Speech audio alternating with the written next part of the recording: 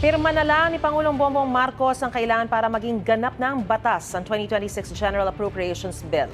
Ito'y matapos i-ratify ng Kongreso ang Bicameral Conference Committee report ng 6.793 trillion pesos na budget sa 2026. May unang balita si Ian Cruz. Bago magmosyon para maratipikahan ang Bicameral Conference Committee report kaugnay sa 2026 General Appropriations Bill, inilahad sa plenaryo ni Senate Finance Committee Chairperson Senador Sherwin Gatchalian na edukasyon pa rin ang may pinakamalaking alokasyon ng budget sa 2026. 1.35 trillion pesos yan, katumbas ang historic na 4.4% ng ating gross domestic product o GDP. Dagdag niya, pinatibay rin ang pondo para sa kalusugan na may 447.6 billion kasama ang pagpapalakas ng zero balance billing sa DOH hospitals at piling LGUs. Ilang ahensya naman na nakinabang sa realignment ng pondo ng Department of Public Works and Highways o DPWH. Kabilang ang sa PhilHealth na tumaas sa 129.78 billion pesos dahil sa mahigit 16 billion peso na realignment mula sa DPWH. Nasa 39.8 billion pesos naman ang pondo ng NDRRMC na nadagdagan ng 4.2 billion peso realignment mula rin sa DPWH. Pinakamataas din sa loob ng mahigit isang dekada ang 214.39 billion pesos na pondo ng agrikultura. Kaya ang pondo na ito, direkta raw mararamdaman ng taong bayan. Pero kailangan pa rin magbantay kung paano nagagastos ang budget. Naumpisan na po natin ang mga reforma para sa isang bukas na proseso sa budget. Ang mahalaga ay magpatuloy, magpursigi at huwag magpatinag sa dating gawi at baluktot na sistema. Ilan sa senador na nasa plenaryo ang bumoto para maratipikahan ang BICAM report pero mayroong reservation. My vote is yes for the BICAM version of the 2026 national budget, even as I have serious reservations about unprogrammed appropriations and other issues. Tiniyak naman ni Gatchalian na may safeguards na inilatag para magamit ng tama ang unprogrammed appropriations. Tungkol naman sa medical assistance to indigent and financially incapacitated patients program o MAIFIP, ang reservation ni Senador J.V. Ejercito. My reservation arises from the steep rise in the budget allocated for the MAIFIP, which has doubled compared to the amount requested in the National Expenditure Program. Patungkol naman sa PhilHealth, ang pasubali ni Senador Loren Legarda. My reservations arise from the national government's continued failure to remit PhilHealth's actual legally mandated sin tax revenues from year 2023 onwards and statutory shares from PCSO and PAGCOR since 2019, undermining the Universal Health Care Act and delaying the transition to an institutionally guaranteed zero out-of-pocket care framework in public health utilities and facilities.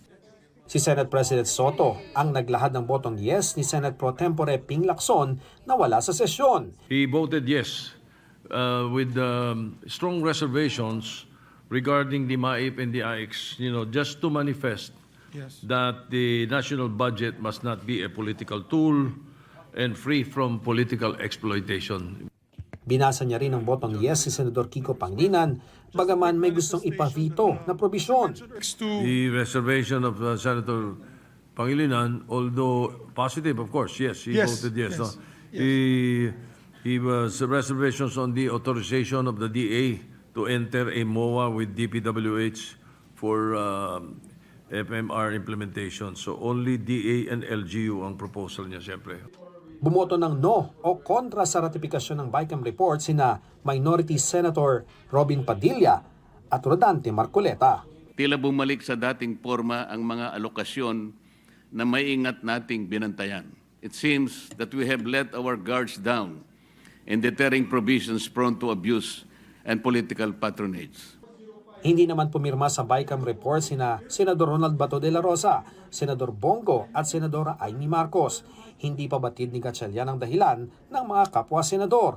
Pero paniwala ni Senate President Vicente Soto III na magiging corruption-free ang 2026 budget depende kung paano ito babantayang gastusin, lalo na ang mga infrastructure projects. Wala pa namang isang minuto ay natapos na ang sesyon ng Kamara at naratipikahan ang BICAM report para sa 6.7 trillion peso 2026 national budget. May mga kongresistang sumubok, tumutol at ipaliwanag ang kanilang boto. So, nakakagulat, nakakadismaya na ganon kabilis yung ginawa nila. Mukhang, orchestrated syempre yung mga ganyan na mga laro. Pero depensa dyan ni Nueva Ecija Representative Micaela Swansing na chair ng House Appropriations Committee.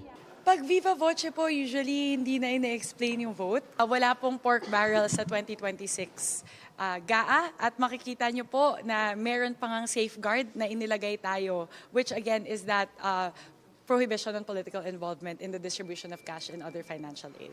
At hindi rin totoo na pork-free ang budget na ito. Mahigit 58 billion ang nadagdag sa mga lump sums para sa LGU, para sa mga infrastructure projects at ayuda na idadaan na sa LGU ngayon.